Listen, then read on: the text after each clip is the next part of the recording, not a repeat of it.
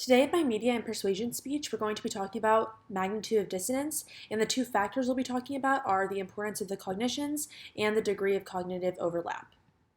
So dissonance refers to pieces of knowledge people have that are not consistent with one another, and the magnitude of dissonance is what persuades the receiver or the listener, whoever it might be, to want to resolve those dissonant thoughts, resolve those inconsistencies, or in other words, whether or not they want to change. So the importance of the cognitions basically refers to the importance of the topic, and the more important the topic, the more dissonance that's created, and hopefully in turn will elicit change. So a more serious topic will create more pressure for the receiver to change. So here we have an anti-smoking ad. And anti-smoking ads are important in and of themselves, but a lot of smokers see them, they don't really care that much, and they're just going to keep smoking anyway. But this ad raises the importance by adding a child into it.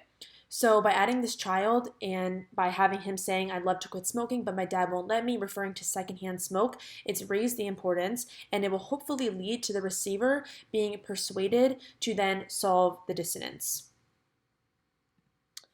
Degree of cognitive overlap is basically persuaders want to increase the magnitude of dissonance, like we were kind of just talking about, in order then to increase the level of cognitive dissonance. So let's watch this video and then we'll talk about what that actually means. Did you know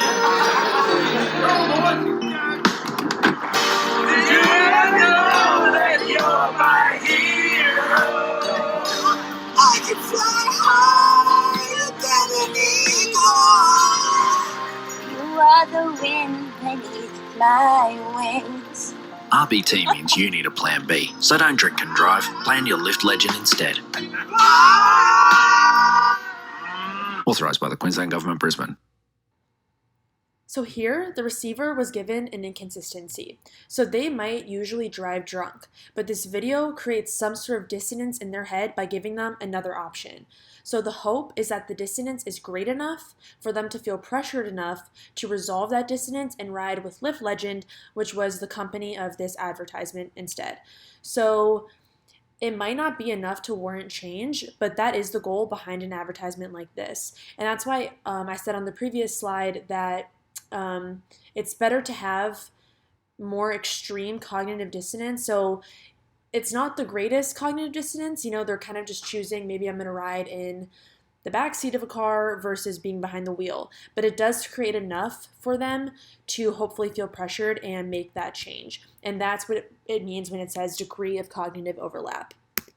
And then here are my references. So the textbook, the ad that I used for the smoking, and the video that you just watched. Thank you.